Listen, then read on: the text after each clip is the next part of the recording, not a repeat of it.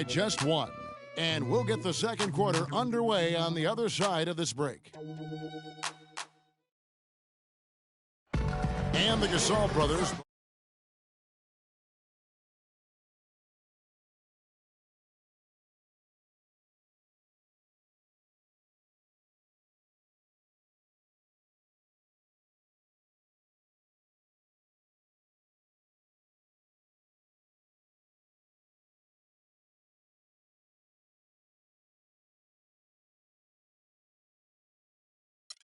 Starters in the All-Star game last season. It's the first time that's happened in NBA history. Pau talked about the joy of sharing the end. It's like a dream come true. It's hard to really picture it. I'm just proud to be Mark's. Well, their story is a bit like a fairy tale, the way two of them, sons of medical professionals in Spain, have become two of the best centers in the NBA of this era. Yeah, and especially, Kevin, when you remember what a raw talent and how big and bulky Marc Gasol was when he was drafted by the Lakers, who traded him to Memphis for his brother. And the second quarter getting underway. No team gaining an edge so far. And let's quickly break down the game, guys. We've been watching from the Hornets.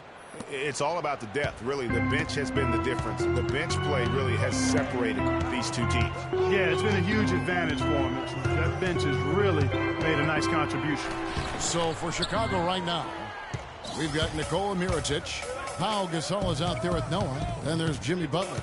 And it's Brooks in at the point guard position. Here's Butler. Good D by Lee. And guys, Courtney Lee, now having completed 7 full seasons, very much the same guy now as he was entering the league. A 3-and-D prototype who will most likely never be a plus playmaker. Zeller against Noah. Brooks dishes to Gasol. Good on the 13-footer. And the Bulls lead by 1. And for the Hornets, they're shooting well. 50% from the floor. Talking about Courtney Lee, you know the ball handling and court vision are suspect, but you don't care because he's provided solid defense on the wing, Clark, and he's hit over 40% of his threes last year. And he's also one of the best free throw shooting two guards in the league, Kevin. And last year, he and Conley were out of sight at the end of games. That's a wonderful combo to have, two great free throw shooting guards. Outside, Batum. Here's Jefferson. He makes that one drop, only a second and 5 tries. You know, Kevin, he outweighs his man by quite a bit in that matchup, and he did the right thing by going straight to the rim. Don't mess around with it. To the middle. It's stolen by Jefferson. Lynn against Brooks. Passes it to Zeller. Trying to find Batum. He's got it now. Can't capitalize on the good pick. And they haven't been able to turn it into a big lead, but their rebounding advantage is starting to add up. Yeah, still close, but with their tough play on the boards, we're certainly seeing the effort. They're perfectly content to keep going to that mid-range jumper. If the defense is going to give it to them, they'll take it all day. And it's about getting open looks, and they've used that shot with great effect here tonight. Lee passes to Jefferson. Nice touch on the shot from close range. Jefferson's got 6 points. You have to be disciplined on defense, Kevin. Biting on every pump fake isn't going to get it done. And no doubt last season the Bulls were clearly preparing for the playoffs. They played their rookies but added a lot of playoff seasoned veterans to that roster. Here's Noah. It's rebounded by Jefferson. That's the kind of D you need when he's got the ball near the hoop. They were all over it. And that one's good. Well, Clark, we've seen the lead change hands quite a bit in this one. Yeah, we sure have. I mean, it's been a bit of a windshield wiper game. I mean, back and forth, the lead has gone 5 times, so no one in clear control yet. And, guys, I think each team knows they can win this game, just a matter who can catch that momentum. As you mentioned, the Bulls added veteran leaders last season. Pau Gasol was the notable one. 11 Bulls, Clark, had playoff experience prior to their postseason run the season ago. And that's invaluable, Kevin, to have that kind of experience. I mean, having Gasol, two-time champion in the locker room, big, as is having almost a dozen guys who understand the intensity and the details that playoff basketball requires. And guys, Nicholas Batum is a real greyhound on the floor. The guy's got long strides, runs fast, long and limber. Clarkie, he covers a lot of ground. Extremely active at both ends of the court, Kevin. Great versatility. He can defend 3 positions, and he's played big minutes for the Blazers. And a moment to look at the scoring approach in terms of where the points are coming from for Charlotte. And so far, these guys have done a fantastic job finding the opening man and getting some easy baskets. They've established their presence in the paint tonight. Also, a lot of their scoring to this point coming from down low.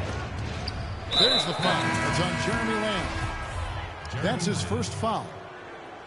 And guys, now the NBA has what's called player tracking. I mean, they can show how much ground a player can cover over the course of a season. And Nicholas Batum, always amongst the leaders. 2 seasons ago, he was number 1. Al Jefferson is checked in for Charlotte. And Dunleavy gets it to go in.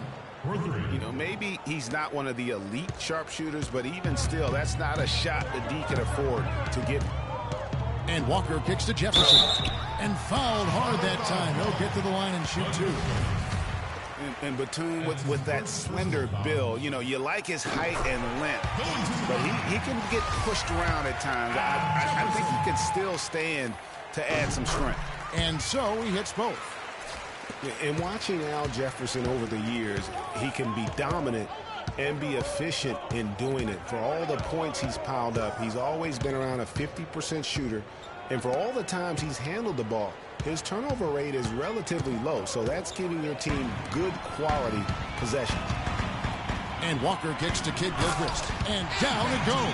Dunked through off a wonderful assist.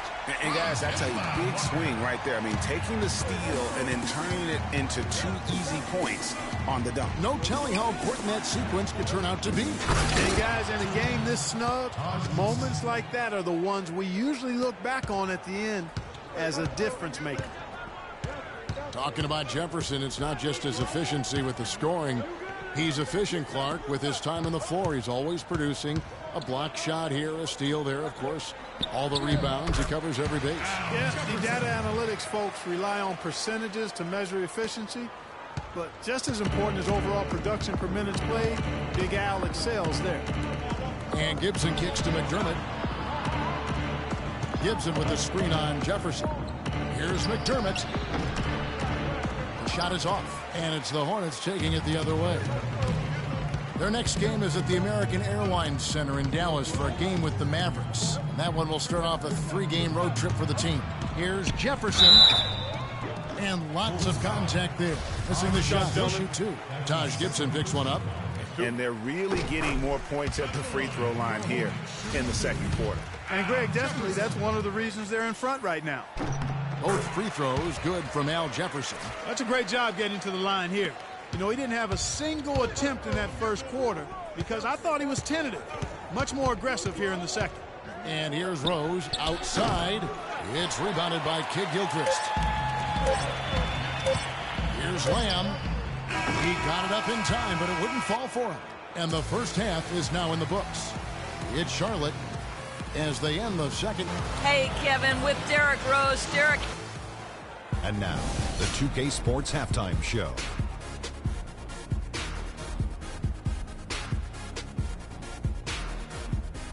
Well, 2 quarters down, 2 to go. Welcome back. The first half was all about Al Jefferson.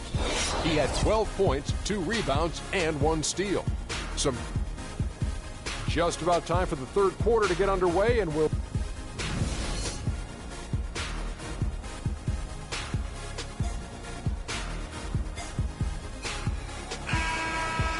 Well, both sides have assessed what they need to do over the break in halftime. We'll see now if one can pull out a way here in the third.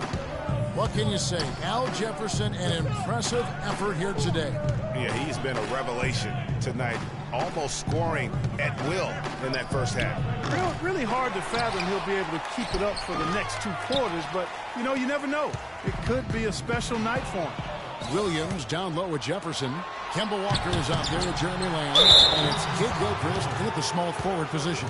And that's the group for Steve Clifford as we begin the second half. The Bulls have been on target from the free throw line. They're 5 of 5 in that department. The first one falls. Pau Gasol was the #3 pick back in 2001. He managed to average 18 and 9 his first season, was Rookie of the Year, became a perennial All-Star. There's no way his younger brother Mark, who was a second-round pick, could ever match up to that, right? Not so fast, people. Mark's pretty good, too. Williams sends a screen for Jefferson. Off the screen, Gasol with the defensive effort. Bulls trail by 4. Butler kicks to Rose. There's the feed to Gibson. Yes, and it's Rose with the assist that time. Gibson's got his second basket of the night. No matter what they've tried, the D just has not been able to deny them the ball in the paint. And it's a big key thus far in this game, Clark, because whenever they've gotten the ball in the paint, good things have happened. For Chicago, they've gotten just one of their first 4 shots to fall since coming out of the locker room at the break. Here's Butler. He nails it, and we're tied up. Butler's got 6. You know, he's got a lot of inches on the defender in that matchup, and he can just shoot right over the top of him without worrying about being bothered. You know, Jimmy Butler is one of those guys who had to overcome major odds just to get to the NBA. Reportedly, his father abandoned the family when Jimmy was an infant. Mom kicked Jimmy out when he was 13. The obstacles and adversity go on, yet he's made it and made it big. Charlotte making a switch here. Zeller's checked in. Walker against Rose. Feeds it to Butler.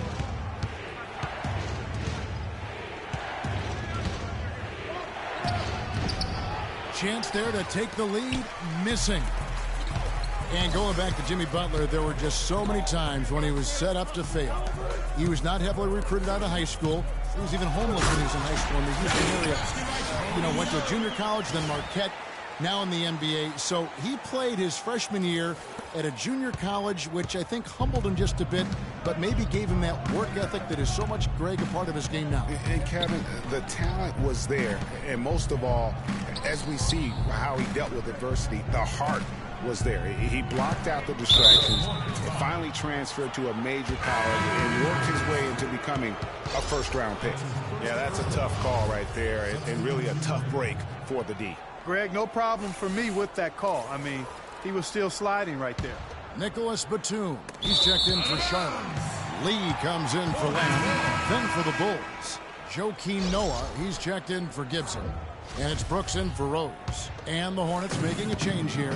Lynn's checked in. And Chicago also making a switch. Mirotic is checked in. Zeller inside. Working on Noah.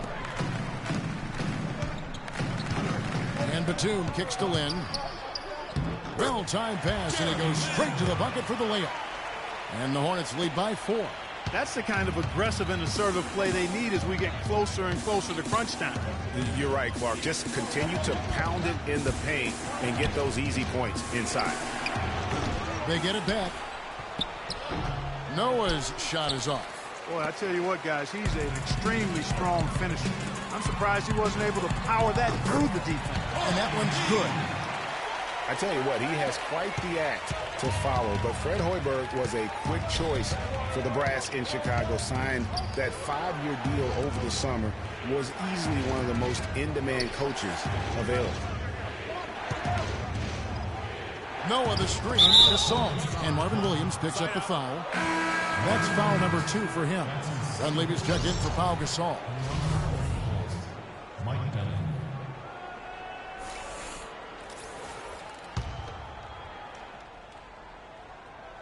Third quarter of basketball here, and just a little under 3.5 minutes gone by. Well, Greg, for Hoiberg, it's his first job as an NBA head coach. Now, we know he played. He's been a part of an NBA front office. Clark, he came from Iowa State, where he honed his coaching skills and was highly respected. Yeah, very much respected, particularly as an offensive coach. And we know the Bulls are pretty solid defensively, and he'll be looking to ramp up that offensive approach for that team, and I think he will. Brooks dishes to Noah. To halt the run. Second shot opportunity, and that's 2 points on the layup. Guys, he's actually indefatigable. He never gives in, never gives up on a play, and that's what it takes to be a great offensive rebounder. You've got to be relentless. Williams sets a screen for Lynn to the inside. Williams can't hit. And that's the way you want to defend. Nice job there. Always important to have that good interior defense. Pass to Butler. Out of bounds. Charlotte takes possession. That's a major mental mistake. I mean, there's no other way for me to describe it. He didn't know where he was on the court. That's a basic fundamental. You have to be alert to where you are. Jefferson's checked in for Cody Zone. Lynn against Brooks. Then the pass to Batum. 6 to shoot. The 10-footer finds the target. Batum's got 6 points. Really not hard to see why they're giving up points on this run. I mean, they've just given them too many looks inside. Yeah, and usually when a team goes on a run like this, it's because they are getting too many opportunities on the inside. Make them beat you from deep. After making it to the playoffs in 2014, the Hornets couldn't repeat the feat in 2015. A slow start probably, Greg, more than anything else did in it. Really disappointing season coming in with such high expectations, and 33 and 49 just not good enough to get into the playoffs in any season. You know, for the Hornets, they've not made consecutive playoff appearances since the team moved to New Orleans back in 2002. They just haven't been able to stay consistent enough to make it to the playoffs back-to-back years. Kemba Walker's checked in for Charlotte. And Chicago also making a switch. Rose, he's checked in for Aaron Brooks. And guys, what's rough for the Hornets is that they were a consistent playoff fixture in the late 90s. Still, the team has never made it to the conference finals in its franchise history, and that should be a goal for them in the coming years. And guys, you know, last year Marvin Williams signed a big contract, and he did not follow that up with big production. In fact, he tied a career low in terms of his field goal percentage at only 42, and not exactly what the Hornets were expecting from their new stretch four. And the Hornets making a change here. Kid Gilchrist is checked in. Chicago also making some changes. Gibson comes in for Mirotic, and it's Doug McDermott in for Jimmy Butler. And you know what? One of the few bright spots in this game for them today. He's kept his edge even though they've been trailing. The thing about Marvin Williams, you know he doesn't create for others. He doesn't generate a lot of blocks or steals. But, you know, the one thing he does, he can hit the boards, he rebounds well, and he's got a pretty good shot from outside. Yeah, and last season he didn't have any big numbers, but the ones that were at least respectable were in the areas you just mentioned, rebounding and three-point shooting, Kevin. Rose, that's good. Oh, terrific way to finish that move there, going to the basket. Here's Walker. There's 18 seconds left here in the third quarter.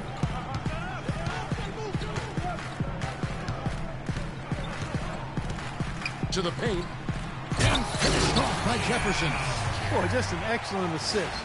Nice work from Kemba Walker. Here is Rose. With 2 seconds left, gets to the rim for 2 with the D all over him. Rose has got 13. You know, huge height advantage there, but because of the great... Ladies and gentlemen, your Hornets dance team. We've got a great game on our hands as we welcome you back. The fourth quarter of action getting started.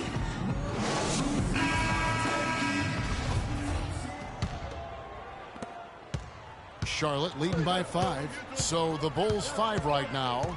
Gibson is the 4 with Gasol at the 5. Dunleavy is out there with Rose. And it's McDermott in at the 3 slot. Shots good by Walker. That's their third straight make off an assist. Great ball movement. Walker against Rose. Off the pick. Outside Gibson. Now here's McDermott. Defended by Batum. 5 on the clock. Batum with the steal. Walker with it. Inland kicks to Walker. And Jefferson wide open. He shoots. Breaks a big high bounce and goes in. And it's a 9-point Hornets lead. And breaking down some numbers here, the hustle stats for the Hornets. The activity level defensively, I've really been impressed with. There's been an attack mode on the defensive end. They haven't wasted time getting the ball up the court tonight either, and it's resulted in a lot of fast break points. Shot clock at 6. Rose kicks to Dunleavy. His three-pointers off the mark. Boy, he got a nice-looking stroke. That almost went in. Yeah, and a lot of times he'll still knock those down no matter how good the D is. Rose dishes to Gasol. All sorts of time. That one rolling around and rims out. You're not going to see that very often. Plenty of space, but he just, let's face it, he whiffs on that one. Walker the pass to Jefferson. Back to Walker. Charlotte moving the ball around.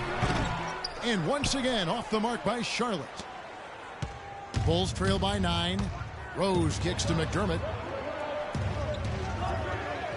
Rose attacking, and he banks in the layup. Boy, I tell you what, he's having one of those days where if he takes it, he makes it.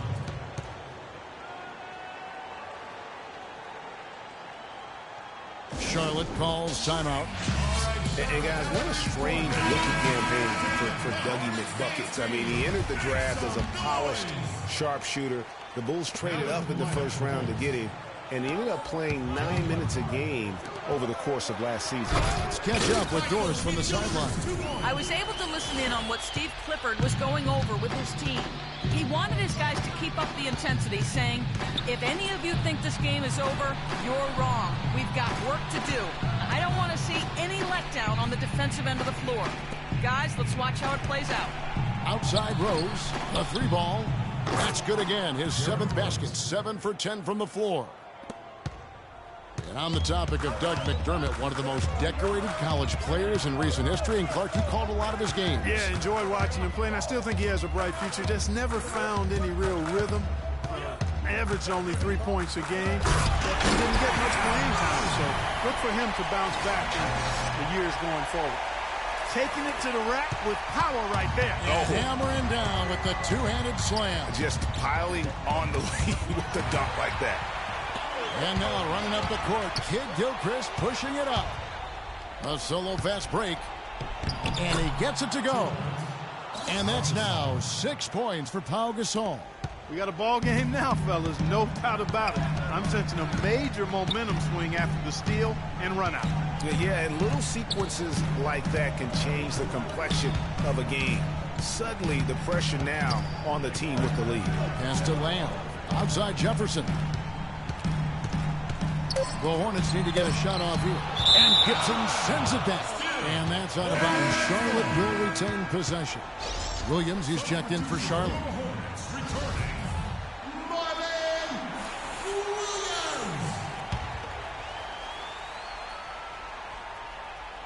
Clock at 2. Lamb. And once again off the mark by Charlotte. Bulls trail by 6.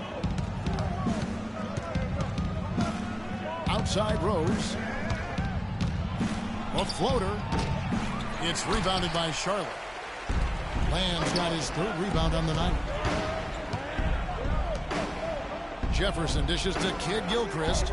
Outside Walker to the wing on the left. Lamb passes to Williams. Gasol with the steal. McDermott with it. Working on Walker. Here's Gibson. And that one is good with the extra effort on the glass. Now just a 4-point Charlotte lead. Now the dish to Lamb.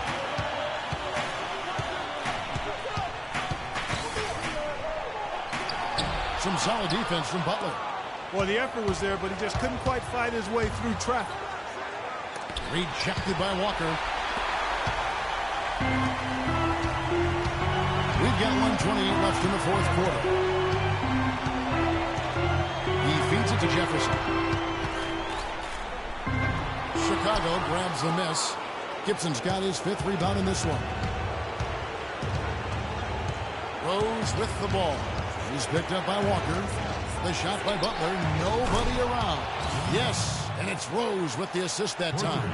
Boy, they've gone on this run, and ball movement has been a big key. It really has, Clark. The defense unable to react as quickly as necessary in terms of dealing with their passing. Here's Jefferson. Money! Guys, his consistency in terms of shooting has really helped them seize control.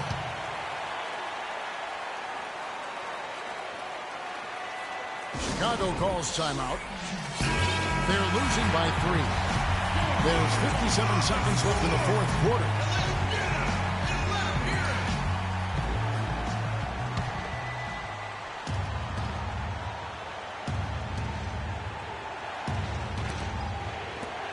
Dishes it to Rose. Out to the right wing. Kid Gilchrist with the steal. We can probably expect to see him slow it down now. Yeah, you got the lead. Burn some clock here. Smart move. Yep. Walker with it, and Rose picks him up defensively. Here's Jefferson. Good work defensively by Gasol. Now you need every basket you can get. Greg, I think they're still alive here, but they better execute every trip down the floor from here on out. And the whistle blows. It's going to be on Michael Kidd Gilchrist. That's foul number 2 for him.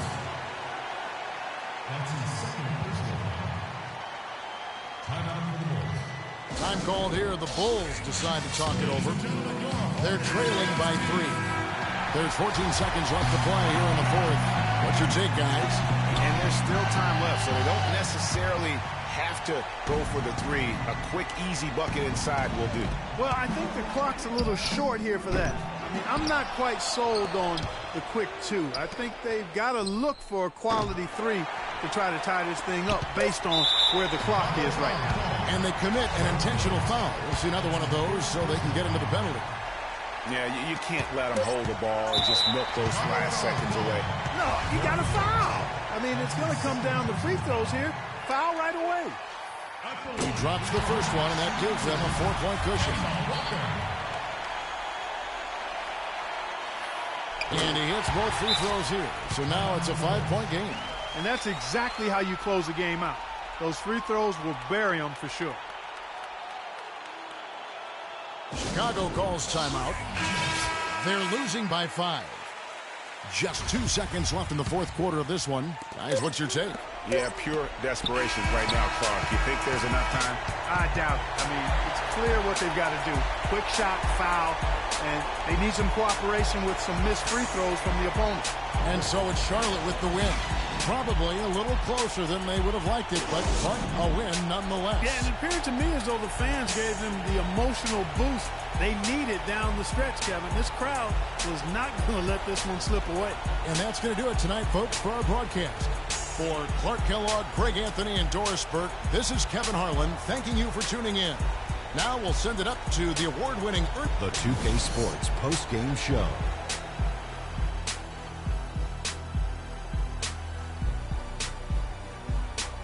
Thank you, Kevin. And now let's move on to the presentation of our Jordan Player of the Game, Al Jefferson. Well, we know Al Jefferson, a.k.a. Baby Fundamentals, can be a nightmare to deal with on the low block. He proved that again tonight. And as a pick-and-roll partner, he's about the best there is. He's nearly impossible to handle when he's on his game. He's definitely put in the work down low. Used his size and his footwork. Got some big-time buckets, high-percentage looks. I think he really fueled their offense with that inside presence throughout the game. And that'll do it for our broadcast tonight. Hope you enjoyed the show. For me and Kenny Smith, Shaquille O'Neal, and Kevin Harlan, and the entire 2K Sports crew, have a wonderfully